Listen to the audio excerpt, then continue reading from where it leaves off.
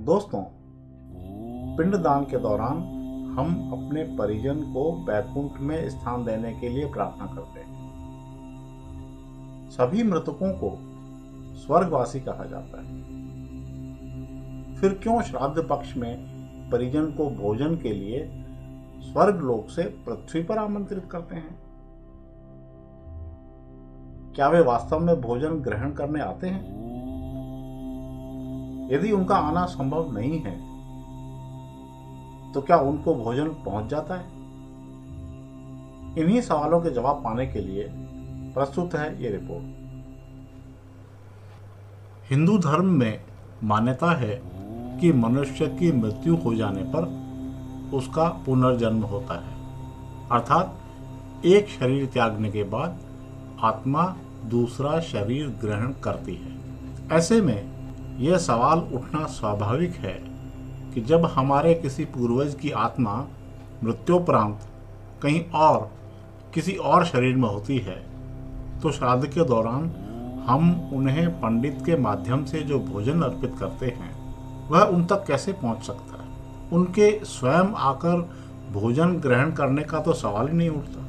बावजूद इसके हम जब श्राद्ध करते हैं तो पंडित को उतना ही सम्मान देते हैं जितना पूर्वज को। वस्तुतः हम पंडित में हमारे पूर्वज की उपस्थिति मानकर ही व्यवहार करते हैं। भोजन अर्पित करने के विषय से हटकर बात करें तो भी इस सवाल का क्या उत्तर है कि उन्हें हम जो याद करते हैं अथवा श्रद्धांजलि अर्पित करते हैं वह उन तक कैसे पहुंच पाती है? इससे जुड़ी एक बात और, क्या किसी ने अनुभव किया है कि पूर्व जन्म में वह कहाँ था?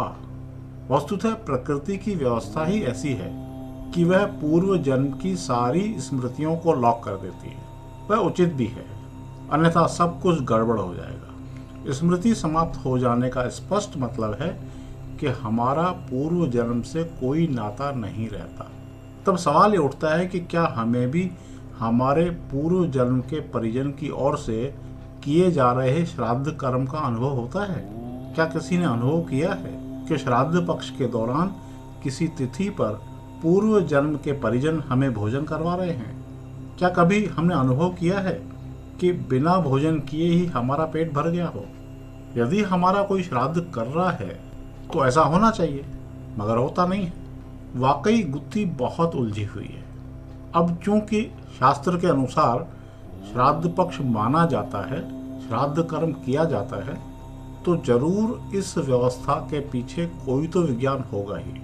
हजारों साल से यह परंपरा यूं ही तो नहीं चली आ रही। इस बारे में अनेक पंडितों और विद्वानों से चर्चा की, मगर आज तक कोई संतोषजनक उत्तर नहीं मिल पाया है। हद से हद ये उत्तर आया कि भोजन पूर्वज तक पहुंचता हो या नहीं, मगर श्राद्ध के बहाने हम अपने पूर्वजों को याद करने, उनके प्रति सम्मान प्रकट करने और उनकी बताई गई अच्छी बातों का अनुसरण करने के लिए पखवाड़ा मनाते हैं। इस बारे में सुप्रसिद्ध माइथोलॉजिस्ट श्री देवदत्त पटनायक का अध्ययन बताता है कि मृत्यु के बाद शरीर का एक हिस्सा जो उसके ऋणों की याद है जीवित रहता है। वह हिस्सा वैतरणी पार कर यमलोक में प्रवेश करता है, वहां पितर के रूप में रहता है। यदि वह वैतरणी पार नहीं कर पाता तो प्रेत बनकर धरती लोक पर रहता है और तब तक परेशान करता है जब तक कि उसका वैतरणी पार करने का अनुष्ठान पूरा नहीं किया जाता। वे बताते हैं कि हर पूर्वज के लिए हर साल उनकी पुण्यतिथि पर अनुष्ठान करना संभव नहीं है, इसलिए श्राद्ध पक्ष का निर्धारण किया गया। इस काल में मृतक जीवित लोगों के सबसे करीब होता है। उन्होंने एक बहुत दिलचस्प बात भी कही है, वो ये कि हम पूर्वजों को याद तो करते हैं, सम्मान भी करते हैं, मगर साथ ही डरते भी हैं। उन्हें बहुत सुखद अनुभव नहीं करने देते, अन्यथा वे फिर प्रेत बनकर धरती लोक पर आ सकते हैं। हालांकि उन्होंने इसका खुलासा नहीं किया है कि उन्हें कैसे सुखद अनुभव नहीं होने देते।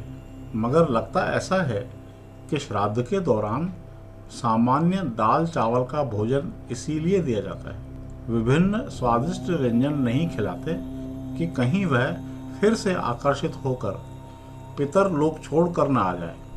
कई बार मुझे ख्याल आता है कि अगर हम अपने पूर्वजों का बहुत सम्मान करते हैं, उन्हें सुख पहुंचाना चाहते हैं, तो पंडित को वह भोजन करवाना चाहिए जो कि हमारे पूर्वज को अपने जीवन काल में प्रिय रहा हो।